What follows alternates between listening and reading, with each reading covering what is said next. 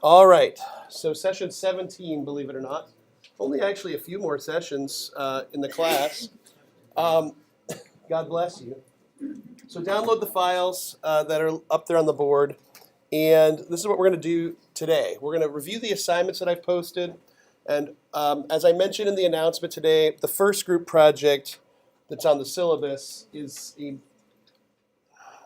compared to what you guys are doing in the group project, it's a nearly trivial but dashboarding problem. So I decided, let's not bother with that because we got enough work to do with the group project. The other thing, but what we're going to do today is I'm just going to walk through what you have to do. And we're actually going to start something on the assignment 2, which is why I need you to download all the files, all the data files and the instructions, okay? So let me switch over to the browser. And for all the assignments, there's now assignments posted in the areas here. And so we've got the individual assignment 2 is now posted, and there's an individual assignment 3, which is only for the grad students. And then down here, there's the group social network assignment for undergrad and grad, which is the same assignment, but I can only assign group assignments by one group or the other, so I have to have 2 of everything. I've learned my lesson about groups like this on Canvas. But anyway, let's go through what they say. In all of them, if I click on assignment 2, it's going to say, please complete assignment 2 per these instructions. And you can click that, and the instructions for the assignment will be here.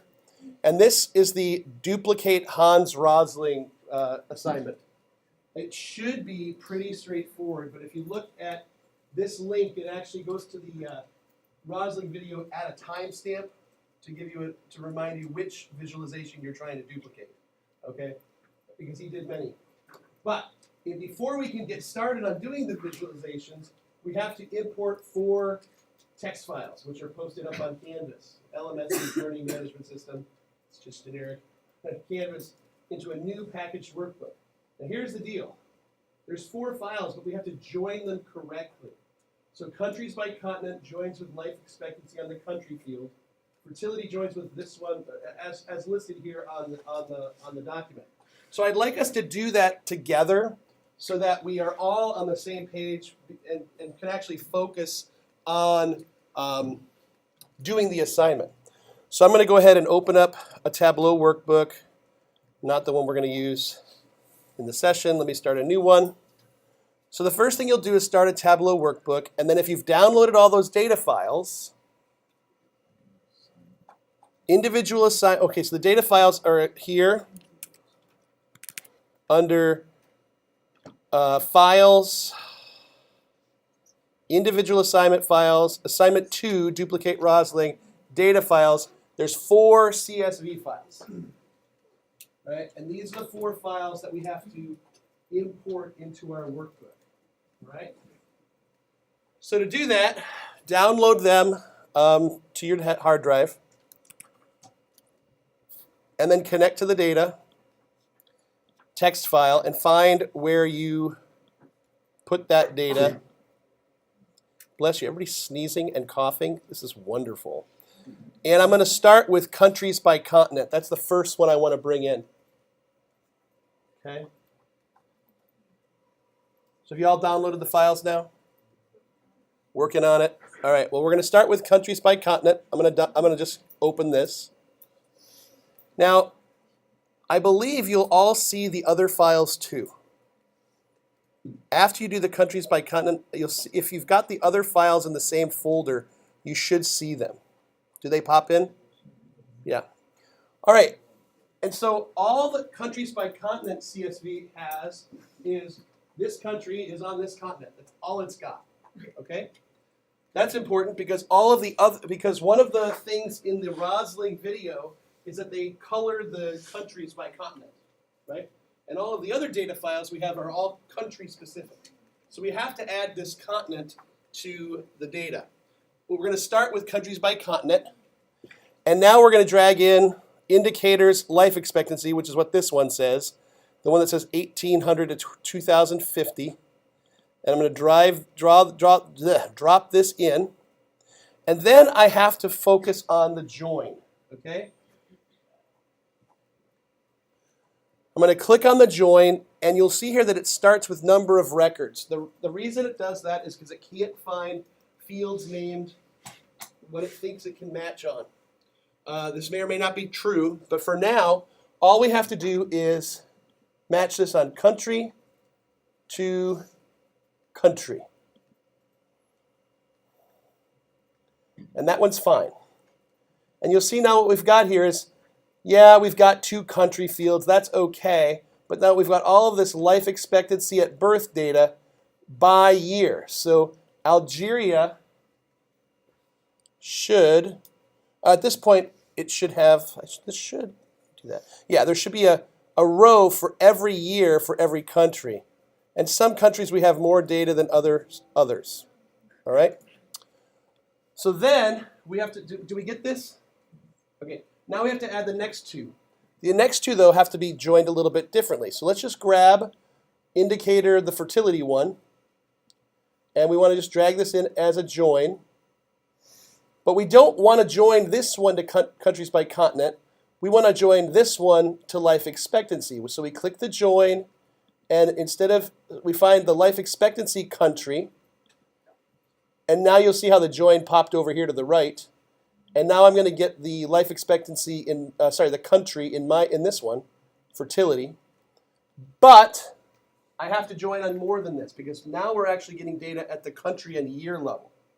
And we have rows in both sides of this data that have more than 1 row per country, right? So we can't join on a field that we can't, unless we can uniquely identify that field. And so we have to do a country plus year join. So I'm going to add a new join clause here. I'm going to add from life expectancy at birth, oops, not number of records, year. And I'm going to add the year on the other side. So it should look like this, where we now have country indicator, year, and then year. On this side. And if life expectancy at birth. And now you see that our join looks good. There's no red exclamation point. And now we do the same thing for the population data. Yes, sir? I could, but I didn't. So we'll end up with duplicate fields in here unless we hide them. Because there's going to be a country field in every one of the data sets. So we'll end up with 3 or 4 country fields. We won't use them all. Now I'm going to drop this guy in here, not union. And again, I have to do the same thing. I want to, instead of joining with countries by continent, God bless you, I'm going to go to life expectancy by birth and then population and join on country plus year. And you have to make sure you get it from the same table. If you don't, it's going to look something, oops, dang it. If you see year indicator here, you've done it wrong because it'll be, unless you tell it to, it's going to get from the same table. So I'm going to drop down here and get the year from the right table. And so it should see country indicator, life expectancy at birth, yada, yada, yada, which you can't see, and then year. And then you see the indicator on both on this side. And so your join should end up looking like this, where we have countries by continent, and then indicator, life expectancy at birth, and then 2 more tables coming off of here. All right? Now let's save this. You want to save it as a packaged workbook. And you want to call it assignment 2, your name, and hit save wherever you're going to save it.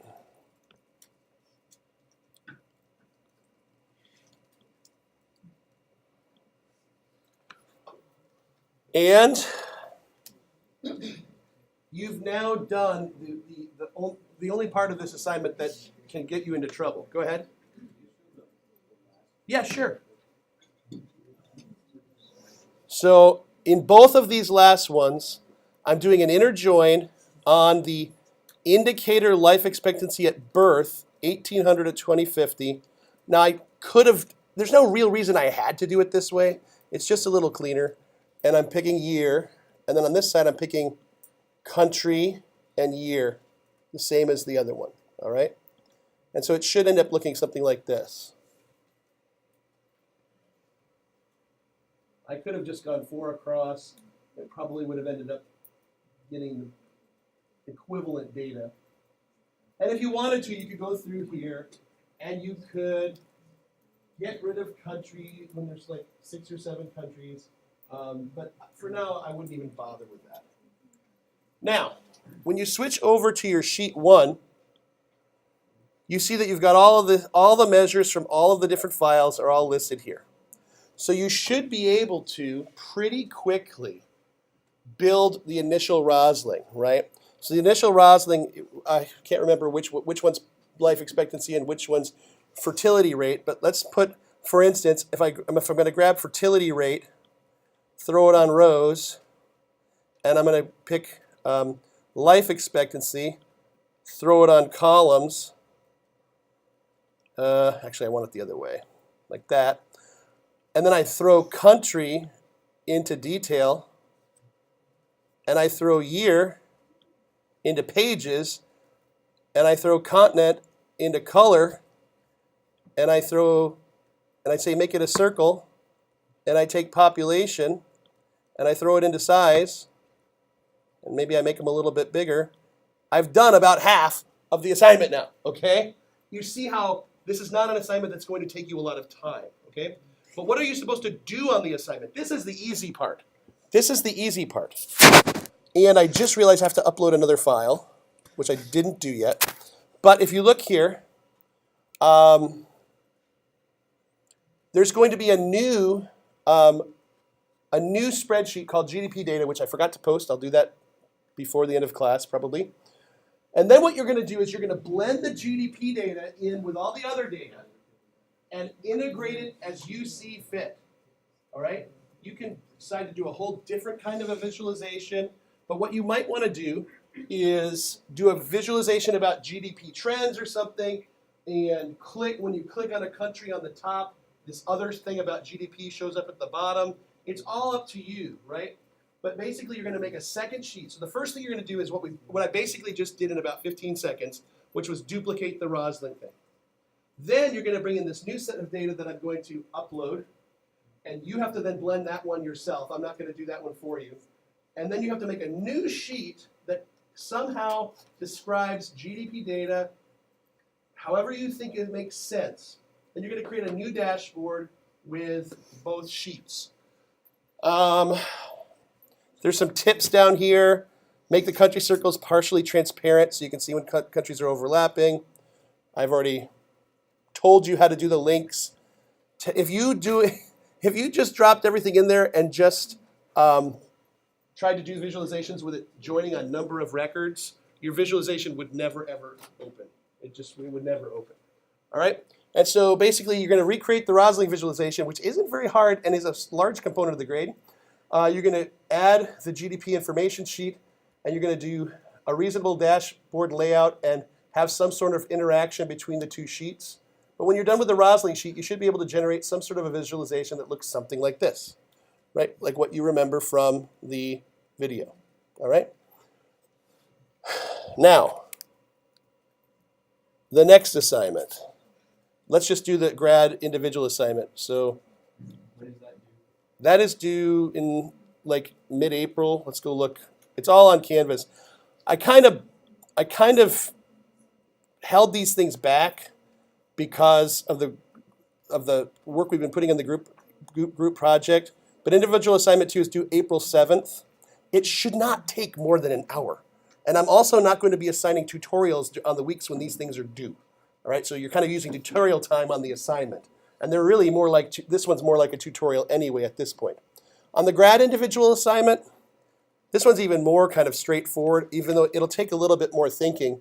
But basically what you're going to do is you're going to look at this dashboard and using the data that you're given up on Tableau, you're supposed to duplicate this dashboard, okay? As closely as you can, all right? And there's all kinds of hints, all right, about what's what, okay? And so you should be able to sort it out pretty straightforwardly, okay? I thought I have some more hints. I'll put some more hints out there for this as well, all right? That one's pretty straightforward, and that one's not due. I mean, I don't care when things are due, right? And if you want, I would just make everything due the last day of the class, and you could decide when you turned things in. Is that something you'd want? This side of the room saying yes. This side of the room is all saying no. I need somebody to enforce my discipline on me. So I'm going to leave them where they are. But if you haven't already noticed, I don't penalize much for things being reasonably late. Okay? Fashionably late. Not a week late, but fashionably late is usually okay. All right? So, next one is the group project. Now, the group assignment. Now, the group assignment is also pretty straightforward, and they're both exactly the same. They're just because of the way things work, I had to do them as different ones in here. But in this one, you're going to do social network visualization, and we are going to visualize voting tendencies in the United States Senate for one session of Congress. And you're basically going to use a tool called Gephi, which is why I told you to install it. Next week, we'll go through a tutorial on social networks and what the metrics of. So what we do with a social network is we calculate metrics about the network, which determine kind of who's important and who's tied to who, etc. And important meaning I have more ties than you, so in the network I have more structural power, right? But anyway, once we convert a social network into numbers, we can visualize them just like any other data we visualize, right? And so that's what we're going to do using Gephi. It'll do all the calculations for us. But then you're kind of going to go through this thing, and it all says here what to do, and it's all very straightforward. And by the end of class next Wednesday, you'll know exactly how to do this. But the basic premise is this.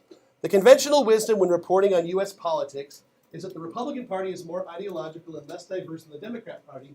Using your visualization, investigate this phenomenon and explore whether voting records of the party supports this view.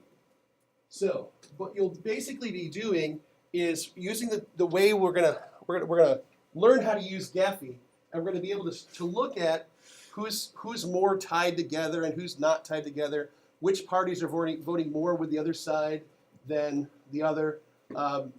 Etc. And it'll become pretty clear. And what you're going to do in this document, you're going to turn in is you're basically going to describe the network in general, groups and clusters you identified, which you're going to know how to do. Okay, you're going to know how to do this, and then you're going to answer these questions, right? And you can just put as many pictures of your graphs as necessary in order to answer these questions. But we'll talk more about this next week after we do the tutorial on the in-class tutorial on Gephi, okay? And this one's due April 21st. But again, this one's once you get the data in, it's a couple hours maybe, you know. And then finally, well, that's it. That's it. Okay, that's it. All right. Any questions on that? Okay, so load Gephi by next week and we should be okay on that. So today, what we're going to do in Tableau is we're going to look at stories because we haven't looked at them very much yet. We're going to look at dashboard actions. We're going to look at the analytics pane, which we haven't looked at all yet. And then we're going to kind of discuss some group project status stuff as necessary. All right? So with Tableau stories, let's open up the workbook that I asked you to download, which is this guy, Session 17 Start. And we will, using this workbook, kind of explore some things about stories. But because one of the things you have to turn in the group project is your story that explains what's going on in your project, right? And a story is just like a PowerPoint presentation, except it has some really neat features because it's in Tableau. Let's take a look at these things.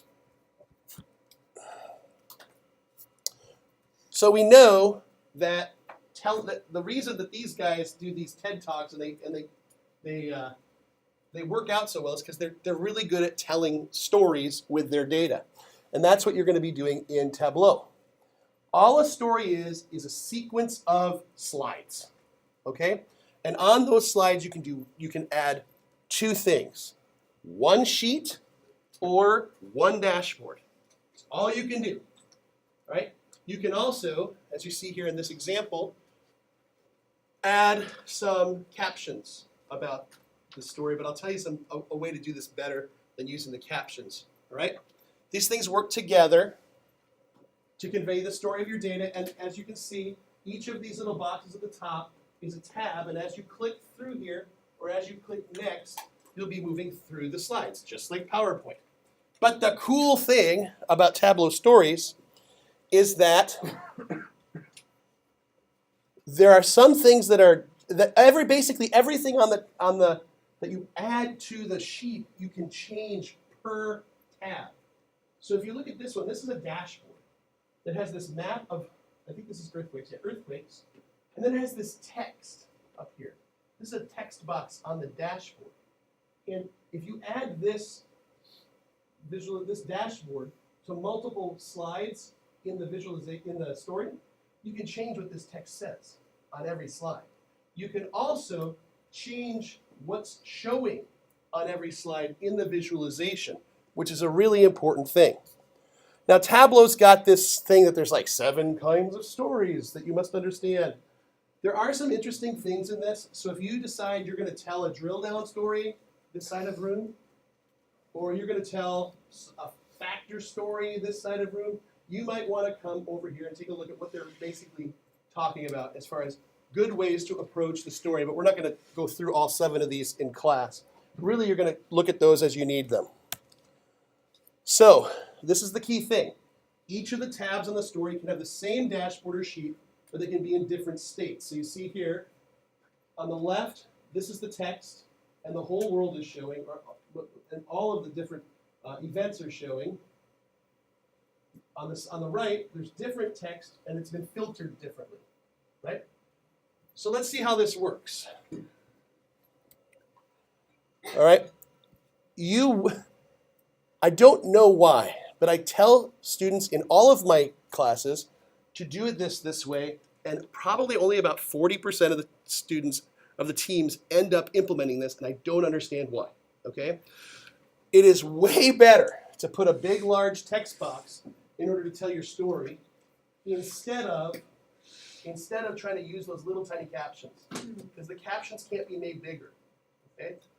So this is the best way to do it. So add a text box placeholder. It says that, okay, to make sure we do that. And then to change the text box, we can change them on every tab, all right? So let's do all these things together, all right? So let's go to our Tableau Session 17 Start. And just for fun, we're going to make a new dashboard for this story, all right? So let's click on a new dashboard. And all we're going to do in this dashboard is show the whole country, and then we're going to filter it down to one state. And we're going to change the text in the story to say that we've done that, okay?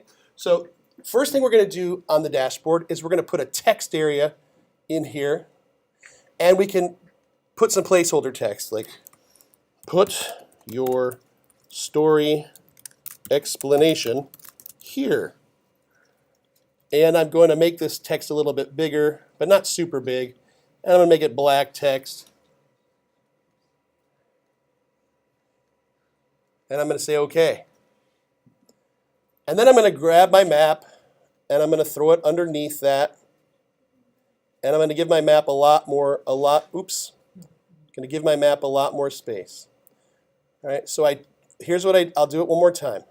I made a new dashboard. I dropped a text area in. I gave it some text. I made it bigger, and I made the text black. I dropped my map on the bottom, and I made the text box significantly smaller. Okay? And just because I'm going to hide the title for the map. Okay?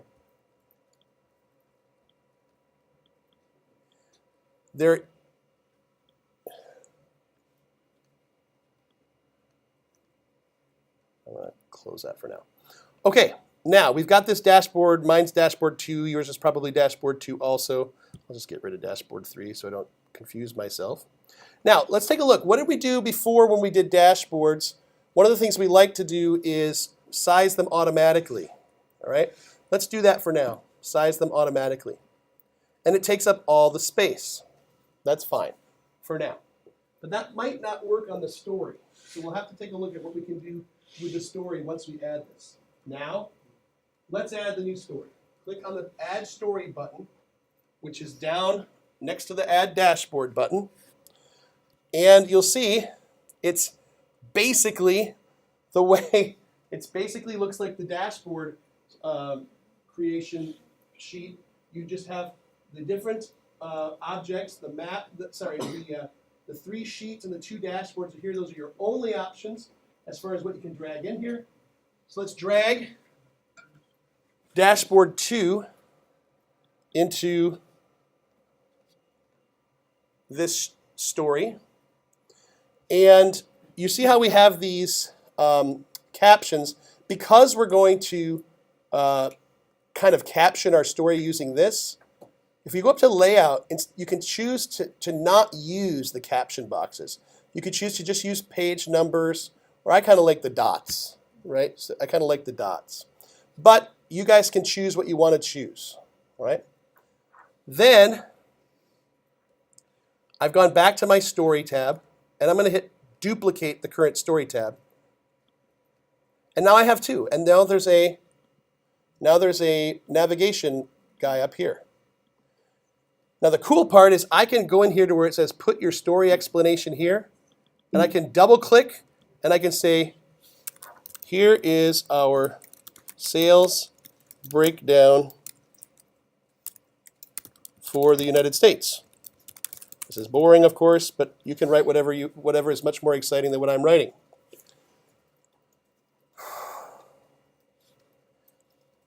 Then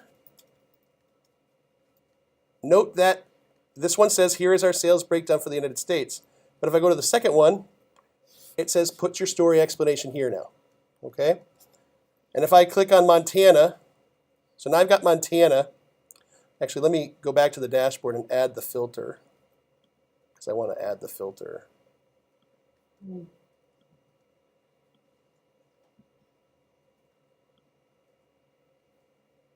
So I've added the filter, and I go back to the story, and the filter is now added. And now I'm just going to show California. And it still looks terrible because it's too big, right? Because the story is being sized to the size of the screen. Sorry, the dashboard is being assigned to the size of the screen, but it's been put into this story and has less space, all right? We can fix this. Now I can double click where it says put your story explanation here, and I can say, now I've filtered, or now I've focused on California. Again, boring. All right? So, but that's basically what you're going to do with the story, right?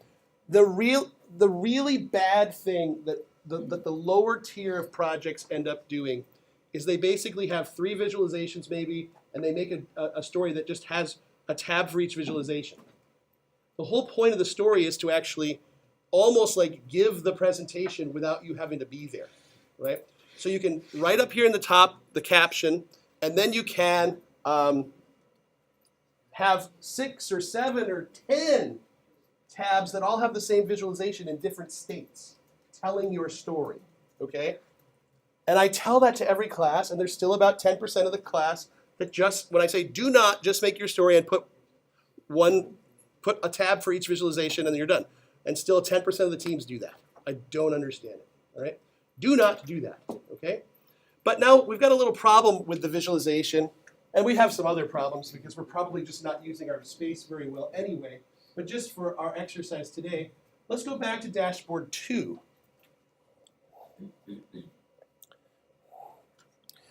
And you see how it says automatic? We've sized it automatically. Let's go back to a fixed size. And you see here where it says custom? Click on the drop down there. And the thing that's kind of cool is there's a new choice. Before it was just all of these kind of generic choices like letter, portrait, A3, whatever. But down here it says fit to story 1. If we had given our story a better name, it would be say fit to whatever name we've given the story. If you click that, when you go back to the story, it should be set up at a better size for that. It's not always perfect, but it usually is much better. And it's not, of course. Why would it be better if I did what it said to do? Maybe I just have to do it this way and it'll be better. Okay, when you go into full screen mode, it's sized right, okay? At least, sort of. I don't get why it's so bad, why it's being like this today. We'll just do California here, okay? All right, and so what your job will be in the group project is to turn in the workbook with a story that is well defined enough that if you all won the lottery and didn't show up for the presentation, I could stand up and do the presentation just by going through the story. Okay? That's kind of the goal of what the story is. Because what is something you'll learn when you get out into the real world, if you haven't already been there, is that you can control the content you create, but you can't control who it gets forwarded to. So you have to kind of never make the assumption that you know who everybody in your audience is. And sometimes you'll feel like you're being pedantic and explaining things that everybody knows, but I guarantee you everybody doesn't know all of these things. So it's good to actually explain things like you're explaining it, I mean, not this deeply in the real world, but in this assignment, like you're explaining it to your little sister or brother, right? So they can understand what's going on. That's probably too detailed for the real world, but you understand what I'm saying. Explain it so that people who are in the bound of the people that could possibly see it, that you give them the information they need to interpret it. All right? So stories are very easy to do, but they're not always easy to do well. Okay?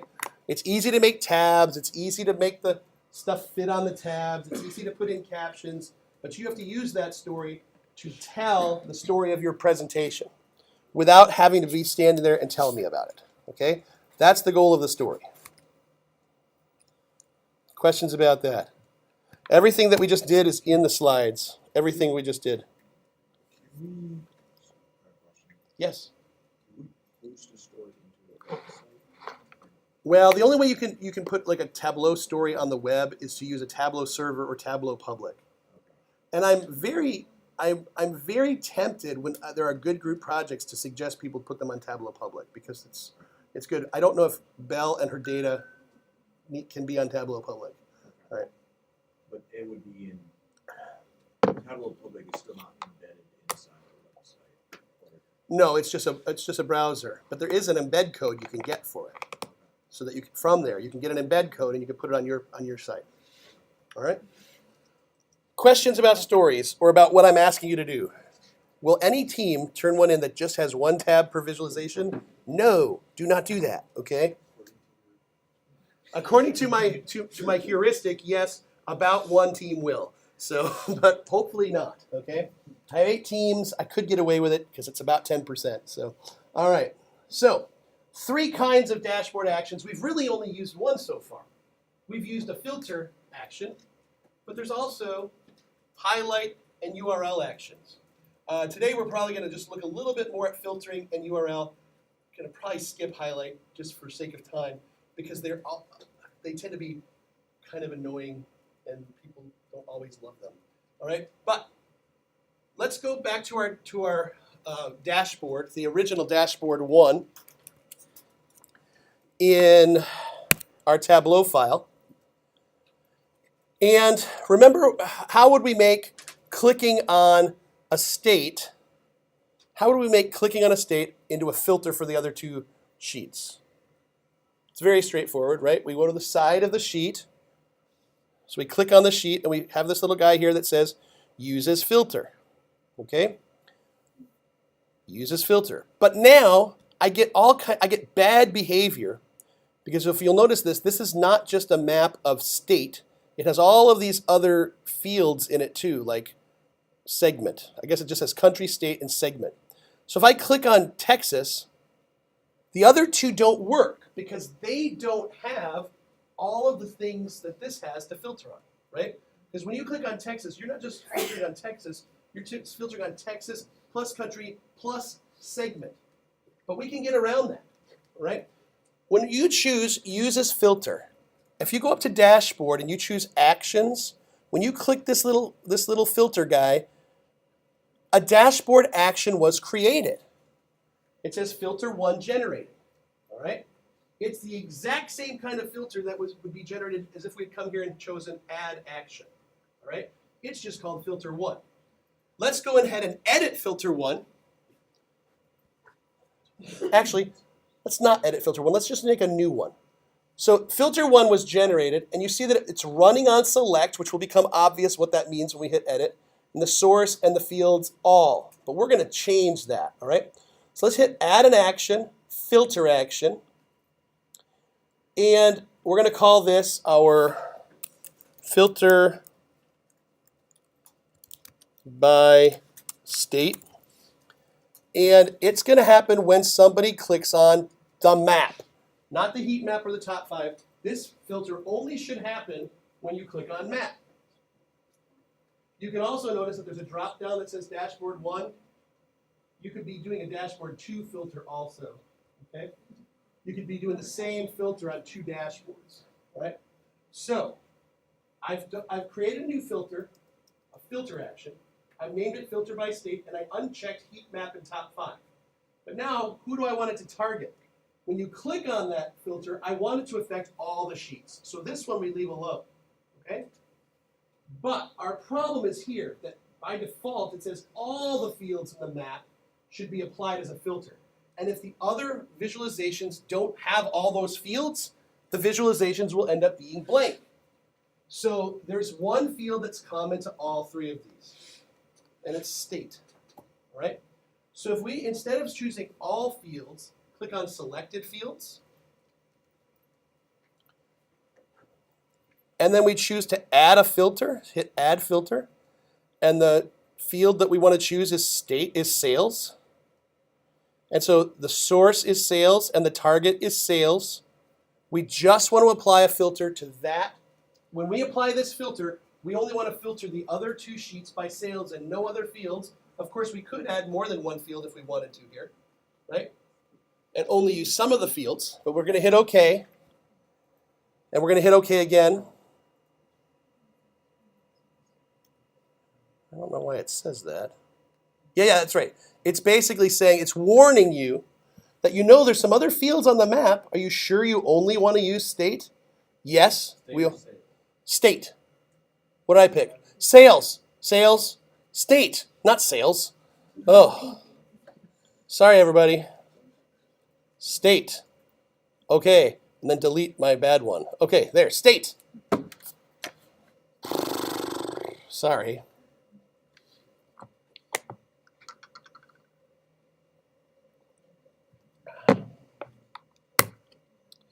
All right, drink more coffee, continue. All right, I'm hitting OK. And I'm going to delete oh, I messed one thing up. See here where it says run on, select. The first one says select. Mine says menu. I don't want it to run on menu. I want to click up here on select. I want it to run when somebody clicks on it. What's menu mean? When you mouse over and right click, a little menu pops up. And you can actually put some filters in the menu, which we're going to show in a few minutes. And hover just means when you mouse over, you don't want to do that, okay? You don't want it to just be the mouse goes over and everything changes and people say, what just happened, right? You almost never want to use a hover, okay? People expect to click on things for something to happen, all right? So now I've gone back in and I've changed this to select, and it's state. I hit OK, and I'm going to delete filter 1 generated. I don't want that. And so now I've got a filter by state, and it does very similar thing to the one that happened when you just chose add as filter or use as filter. And I'm going to hit OK. And now notice when I click on Texas, the heat map works when I click on the states. But what's happening on the top clients? It's the same problem we had before on the top filter. So we got to go back to top 5. And we got to put the state filter into the context. This action state Texas filter. Remember, when I chose to add it as add the filter and make the different sheets the target, it added that filter to all the other sheets, right? But remember, a top filter happens before a dimension filter. So if you don't move the dimension filter to the context by right-clicking and choosing Add to Context, you won't get the right. This is clearly not the top 3 clients in the state, or we're doing a bad job, a really, really bad job. All right? And I go back to my dashboard 1, and now everything's working nicely. All right? So that's a filter, and you can get some really complex stuff. You can even make some filters where you change dashboards. And we'll look at that in a couple of weeks, where an action on one dashboard will open another dashboard. Okay? Now, a URL link, a URL action. So we just did filter actions. We just did this. URL actions. So basically, you can create a URL that is dynamic and uses fields in the database to build the URL parameters so that you can open up some web page or other. And there's 2 targets. By default, it's going to just open up your browser. Okay, but there's another kind of area you can add to the dashboard, which is called the web area. And if you add that to the dashboard and you have a URL link, it'll open in the web area on the dashboard. So you can actually have a web page open up on the dashboard, right? So here's how we do it. I don't know if you would use this in the group project, but I do know that some of you have talked to me about the Tableau certification exam. And these kinds of things are on the exam, so you just need to know these things, right? But you might use this in the group project. So let's try this. Why don't we make it so that when you click on a state, you give them or when you menu for a state, you give the viewer an option to open up the Wikipedia page for the state. Okay? Simple enough, right? So here's how we do it. We go up to dashboard and we choose actions. And we add a new action for URLs. And we're only wanting it to be affecting when we're clicking on map. And we really we don't want it to be a click. We want it to be on the menu in this case. But it would work exactly the same way if it was select. Okay? But for this one, we're going to do menu, and then we'll do another, and we'll change it so it works on select. Now, the URL you have to type in is www.wikipedia.org/wiki, and then you have to tell it which state to go to. So I can type in this part of the URL, and this part of the URL will always be constant. And then I can go over here to this arrow, and I can add fields. And if we add the state field, it comes in like this. So it's www.wikipedia.org/wiki/insert state field Tableau. The other thing you're going to probably want to do is check off I can't imagine a time where this is harmful, is to check off URL encode data values. What that does is there are some characters that you can't put into a URL and have it work right, like an ampersand, right? An ampersand has a meaning in a URL, right? If you choose URL encode data values and Tableau detects that there's a reserved character in your data, it will do the encoding so that the browser can use it. For instance, if there's a space, you can't have a space in a URL, but you put in a %20 and you get the space, the browser interprets the space right. All right? So here's what I've done. What have I done? I've said, hey, Tableau, make a hyperlink, which I'm going to give a better name. And when somebody opens up the menu, present the hyperlink with that name that I typed. And when they click it, go to this URL. And if you hit test link, it'll work right if you've done it right. I click on test link. It'll open up South Carolina by default. I think that what that means is that the first row of data has South Carolina as the state. I never quite know why the test link picks the value it picks, but I'm assuming it's the first value. Doesn't really matter. So that works. And what I'm going to do here, instead of calling it hyperlink 1, this is actually going to be what the link is called in the UI. So you want to call this like click for more information, or click to find out more about, And what can I do here, just like I did it in the URL? I can put state. I can either use the arrow and insert it, or I can just type it in. Click to find out more about state. Right? And so what's going to happen now, when we go and get onto the map and we right-click on a state, we're going to see a new thing on that menu that says click to find out more about the state you're menuing. And if you click it, you'll go here. Let's hit OK and see if it works. It ought to work if I've done it right. OK. OK. And now I'm going to mouse over right. I shouldn't have to right-click. I should just be able to mouse over. Click. I just click it, not right-click it. So I click it, and it says click to find out more about Texas. If I click on California, it says click to find out more about California, Montana. And if I click on this URL, it'll open up my browser, a new tab in my browser, and it opens up Montana. Well, that's kind of cool, right? And there's a bunch of a bunch of blog posts about cool things you should try to do with URL links and cool things you should try to do with highlight links. So there's some neat things you can do. I'm just showing you the basics today. But by default, it goes to your browser. Unless, you notice over here in the objects menu on my dashboard here. Now this is going to look terrible. But if there's this thing that says web page. If I click on web page and I drag it over here, it's going to make, and I give it a blank URL, it's just going to be this blank area on my dashboard. So I clicked on web page object on the bottom, and I just dragged it up here. And when it asked me for the URL, I said nothing. I put nothing in there. But now, go back to your state. Now this, I've noticed that sometimes this doesn't work until you close the dashboard and reopen it. But let's click on my Texas, click to find out more about Texas. Okay, it opened in the web area. Of course, it looks terrible. We'd have to arrange that better, right?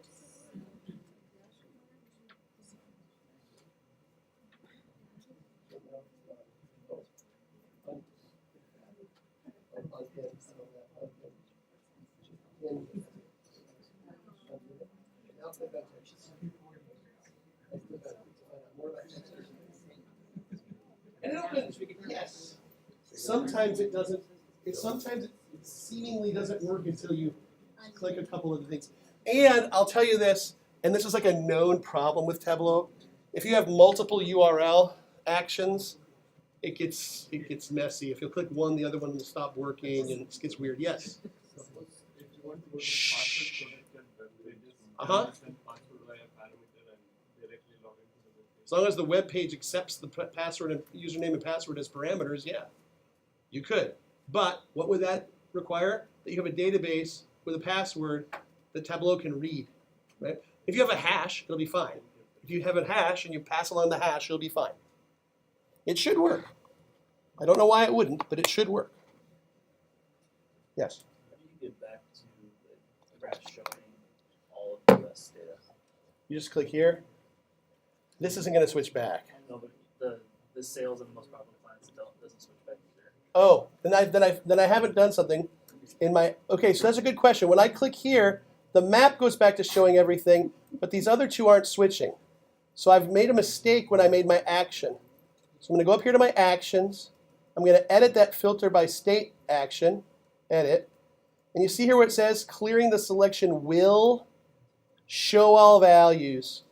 That's the default when you do the use as filter, which is why I always forget to set this when I'm doing it manually. But I hit OK, and now if I go back and I click in the ocean, come on.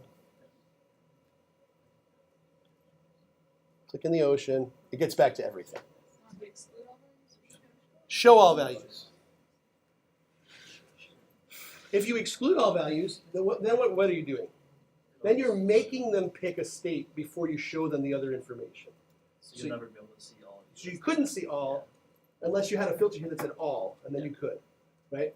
But with the clicking, you couldn't, right? All right. Are we clear with those?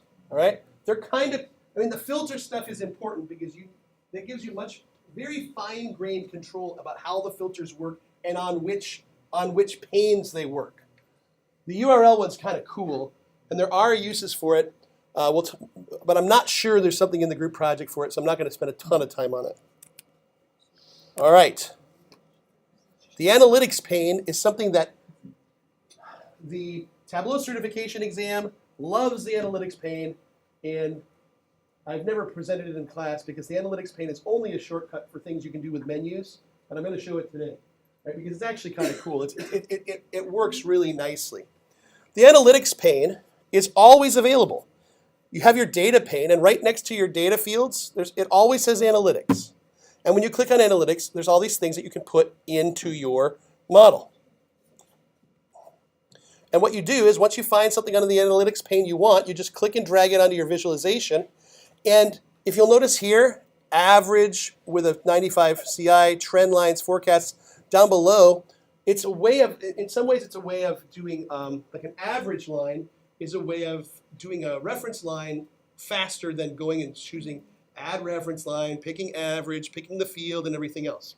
So let's see how this works. All right, so what I want you to do first is to build a trend chart of sales. So we're going to make a new visualization in our data here, when we're just going to do our fun and happy continuous month sales trend graph. Straightforward.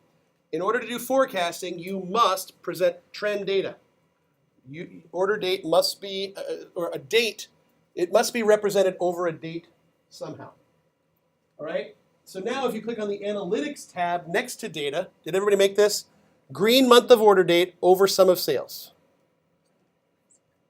So order date, I dragged order date in. I change it from discrete order date down to continuous quarter. And I dragged sales in. And so my quarter, oops, I did quarter, I meant to do month. That's what I want. There? Green month and green sum of sales, right? I see too many people looking at each other's screens to believe that you're all there. So,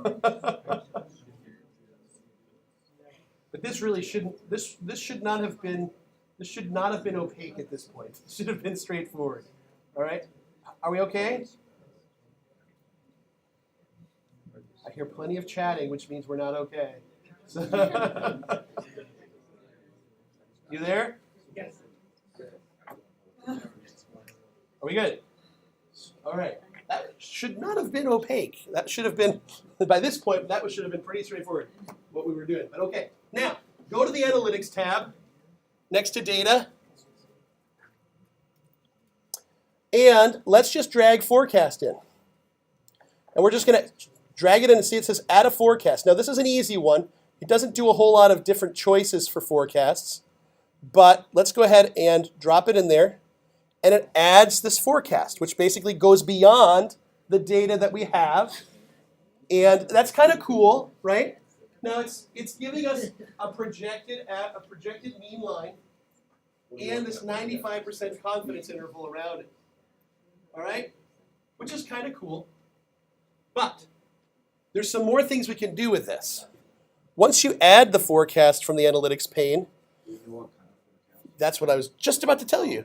You can go up to the forecast menu under analytics, and you can both change your options for how you set up the forecast, and you can see what the forecast details are. And here's how we do it. So if I go up here to the analysis, where's my mouse? There we go. Analysis forecast menu, the first choice is forecast options. And here's where you can say, I really just want to forecast exactly 1 year. By automatic, it just did 13 months. I could choose how to do my aggregation. I could choose how to do my model automatic with or without seasonality, or custom, where I basically can set these different kinds of forecast options, all right? And so you can choose to play with that to your heart's content to figure out what's the right forecast model for you, all right? And it's really kind of cool. You can change what prediction levels, right? You can change the confidence intervals, but you can also, it gives you a text summary of what you've done, so you can copy and paste that into your story and say, this is what our forecast says, right? That's kind of nice, right? And learn more about forecast options. It takes you to the Tableau documentation. And then the last thing we can do under the forecast is we can go to the analysis forecast, describe the forecast, and it actually gives us a little bit more information about this, and we can copy it to the clipboard, and we can go to the models and it tells you what's going on here, all right? So that's kind of cool, kind of fun, I like it, but something that you might find a little bit more straightforward is let's make another sheet, and let's make the same exact forecast, where I'm going to make sales by continuous month. And instead of a forecast, we have another option, which is trend lines. And you've probably tried this, at least some of you have, but you might not have realized that depending upon the kind of data you put in, you can do up to 5 kinds of trends. And they even give you the statistics you need to compare the fit of the trend of each of the different trends to each other. So you can figure out what trend you want to use. So how do we do this? Ta-da! The first thing we're going to do is we're going to go to the Analytics toolbar, and we're just going to add a linear trend line. So I clicked on Analytics. I'm grabbing the trend line model. I'm dropping it in, and I'm going to drop it onto linear. Now, if we had some other information in here where we had cells and panes and tables, it would also ask you what level of analysis do you want to run this on. So I think this would work. Don't do this until I prove that it works. If I do that, no, if I do that, I do this, and now I drag my trend line on, no, it doesn't make me do it there.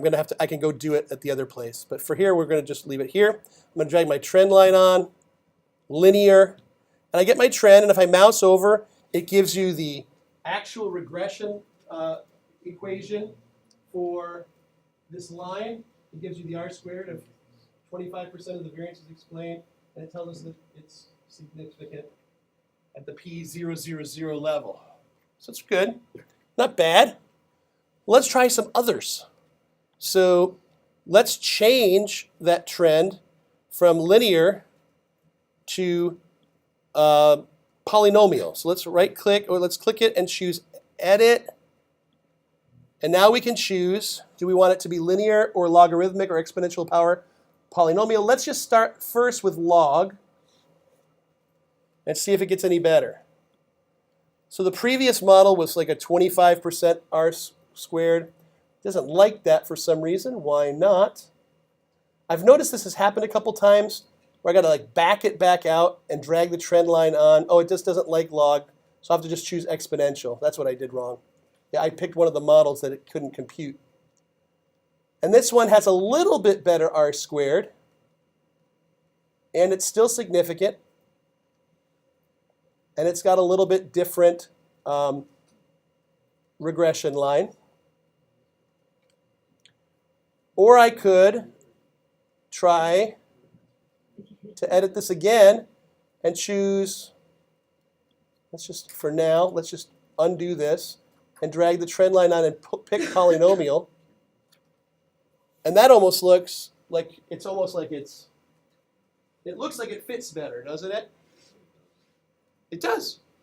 I think the R squared is better. The R squared is 32% instead of 26%.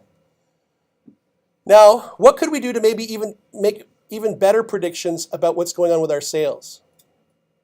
Add what? More data. What kind of data? Sorry? Change it to weekly or daily. Well, we could like move down a level of analysis. We could do that.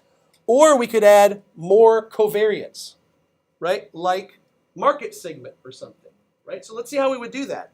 We would do it just like we do everything else, is we go to their data, and we're going to add segment, add it to color. Now we're going to get 3 totally different trend lines, but it's considered a single model. And you can see here that each of these trend lines, so now our R squared for this line is 21, our R squared for this one is 37, our R squared for this one is 25, but if I go up here to analysis and I go to trend lines, describe the trend model, the overall R squared is almost 46%. Okay? Now this is kind of funky because I think this is happening because it's just sample data and they do a lot of copying and pasting in their sample data. If you look down a little bit further in this model, you'll see that it gives you this big error. And it's what's happening is because I think this is happening because the data is too alike. And I looked it up online, and that is most people's argument that real life data doesn't often do this. Okay, I think it's because of the sample data. All right, so that's trend lines, and it's kind of a first look at this analytics pane, and you'll see that all the things that we did before with right-clicking on the axes and choosing to add a reference line or a band or a box plot, it's all here. You can do it all with dragging and dropping. Okay, so it's kind of fun that you can do that easily, and you can really do a lot of experimentation with this analytics pane. But for now, we will leave it there. Trend lines. Gosh, it's 2 already. Trend lines. Oh, yeah, compare the R squared. Everything we've done is in the slides, all right? So now, what I would like to do for the remaining 10 minutes is I'm going to come around and ask all of the groups these 2 questions. Are there any issues that you've run into which you haven't gotten a response from Bell, or are you blocked anywhere? Is there anything keeping you from moving forward on the project besides the fact that you just don't have any time to work on it? Right? That might be a block, but a block that you can't control. An exogenous block, all right, that I cannot control, all right? So what I'd like you guys to do is talk about your status, and I'll come around and talk about with all the teams, and then I'll do a little thing at the end to close, all right? So how are you all doing?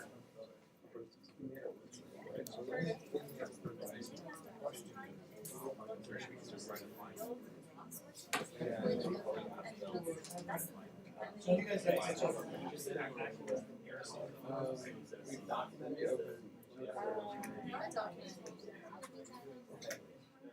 You can ask them.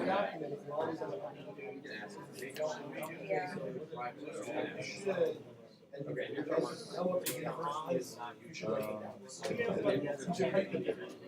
oh, this really has the same name, but it really has nothing to do with this. That would be a good thing to write down. Yeah, that's all the questions of the I think one of the things that like what I think I have to take a minute like 3 presentations. How do I like really make sure that these numbers are actually right? But just like This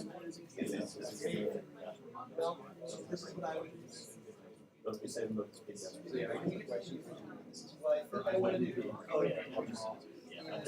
Since I gave you that data in yourself, see if you can say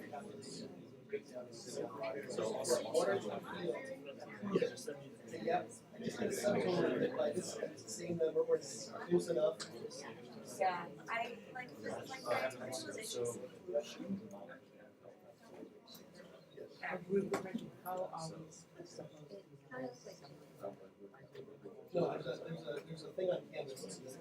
So, yeah. It's okay.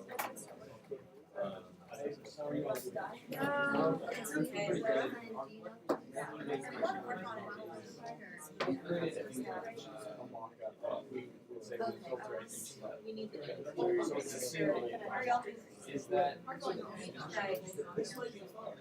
Maybe she wants what's in this? Yeah, but it's okay. So I don't have a lot of residents, and my job is friends. First one, what's the overall layout? It's unhappy that campus is down to. Graduates are This is probably evident, and then that was.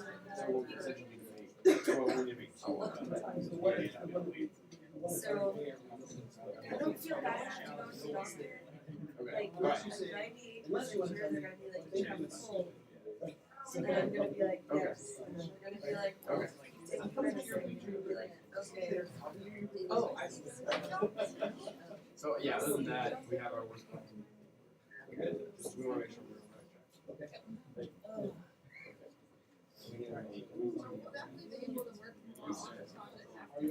Yeah, I understand. I will as well.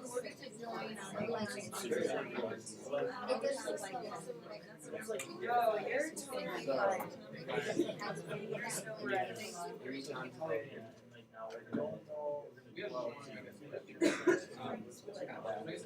We'll try to pull in some cycles down if my campus decided.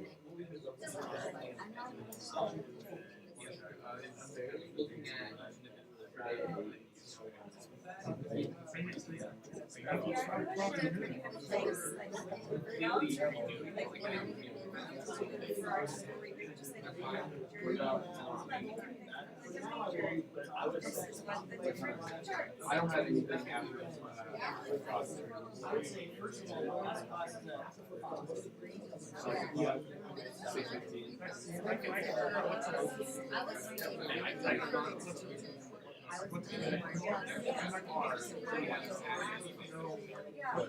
Right. I had that. I'll text here. I'm gonna text them. So tomorrow. I've never been able to. Like this my campus is like, you have 2 graduates and like assignments.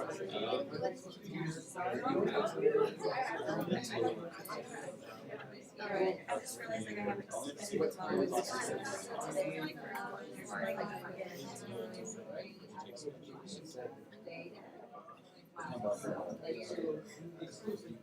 Well, we can meet at 7.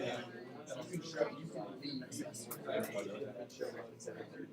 So we might go at 7. She can't do it. I can't do it. I can't do it earlier than 5. Earlier than after 1. Do you have something or do you just?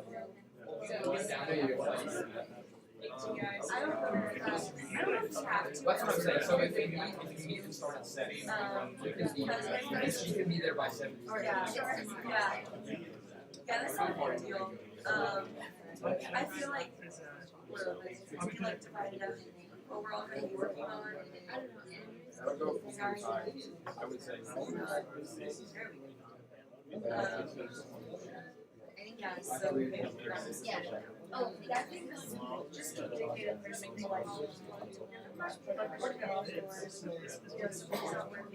Yeah, I don't think it'd be much, but I think we should not make, first of all, we should make one good. Second of all, we should. And if we wanted to be like Easter and the week after Easter or something. But I'm totally fine with people doing stuff between now and then we bring it together and see. Okay. Well, let's try to submit. And how old are you? They're gonna have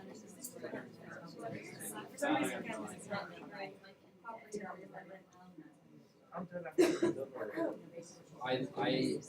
work 9 to 11 and I have class.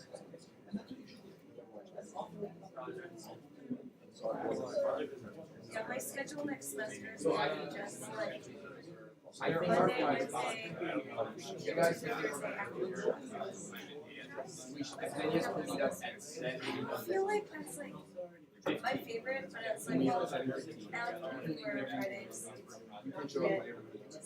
And But having 7 desk months shifts. Because we have to work 5 hours in desk shifts. That works for you. That works for you. Like 12 And then so that we'll at least have us to go and you two guys. Okay, submit. And we could also do it tonight. So we don't have to do it. It's not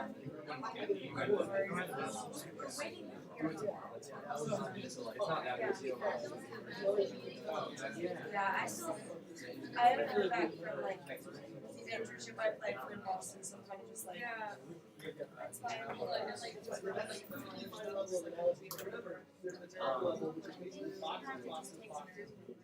fine. I know, I find it very rude. Like, okay, could at least like thank you for your consideration, you know? These things okay, be generic, unfortunately, you're not able to, you know, I don't think at least send me that. Stuff. You have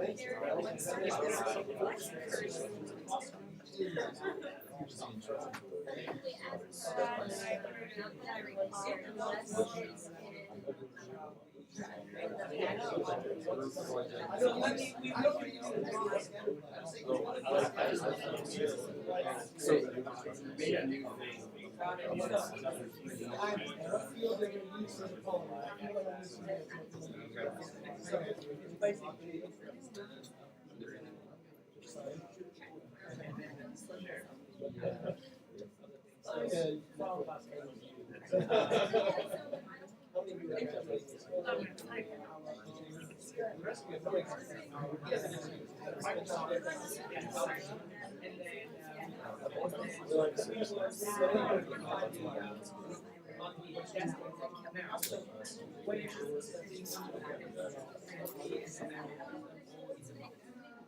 So it should not be something that visualization sometimes like this. So for example, I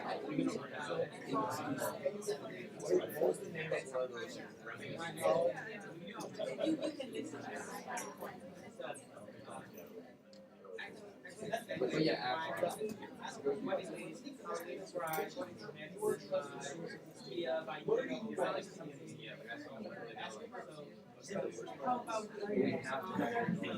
How are we doing? Anything blocking?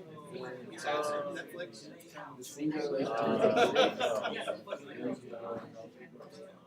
Okay, so follow up. Say, hey, any response to this? Copy me. So I just see what's happening. Shoot me a response. Call. You have her number? She gave me her number. If you don't have her number,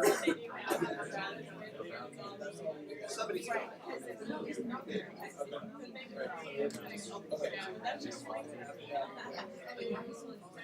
Anything blocking? Yeah, we have a larger project, so. Yeah, so particularly, so we found out about the public schools. We don't. Yeah. Most of them are non-private, technical private schools. Yes. That's a question for Bell. What is your trusted source? Anytime that you can't find the data, hey everybody, this has come up a few times. If you need data that you don't see that's been provided by TSTC, unfortunately, many times there's multiple sources for that data out on the internet. What I want you to do is ask Bell, we believe we need this data. What is TSTC's trusted source of data for this field? If it's population, if it's prospective students, if whatever it is, if it's private technical university enrollment, where does that data come from? Okay? And if they don't have private technical university, we are focused on public technical universities until they add other data, right? And if they can't provide the data, that's a new boundary on the project. We don't do those, okay? That's all we can do, right? They're not paying us, right? All right? No, I'm getting no bonus for this. All right, so for Wednesday, bring your laptops. Try to get Gephi installed by Wednesday. We might start with it on Wednesday if we can get it installed. Okay, that was really easy, but I installed Create, and then it was, I didn't even have to like run it, I just we came off the internet. clearly you're not.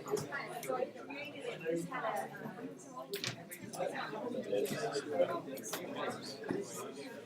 It's like on one side of the number, one side of the text. So this is, Maybe that was nobody says. and the other one, We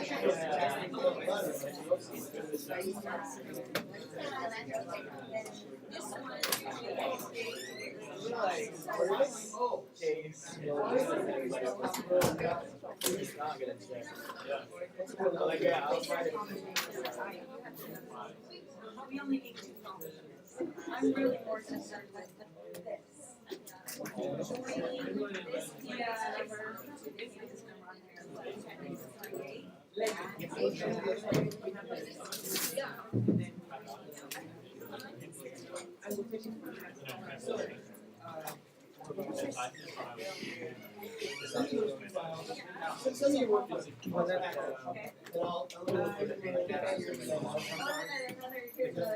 we like to try to train.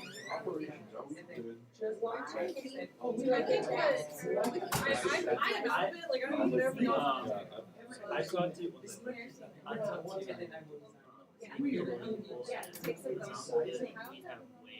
Just do it by all. And I also talked to Dr. Gray and said, just sending him the spreadsheet Yeah, as like our project program.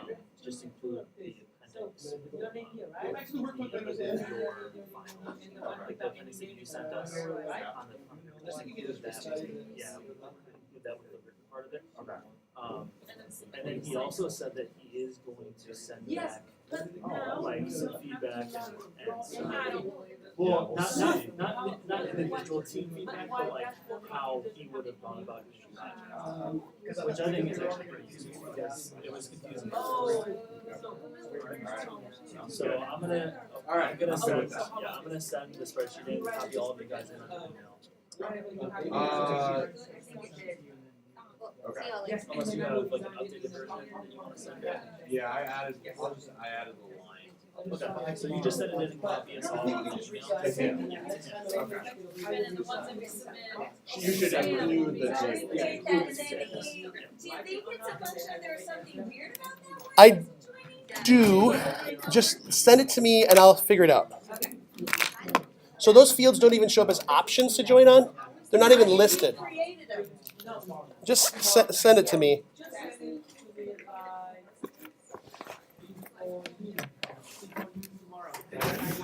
No matter what. Okay. Well, it looks like we're keeping them from starting their exam. But they have, some of them have the specific code, right? She was, Alexandra was saying.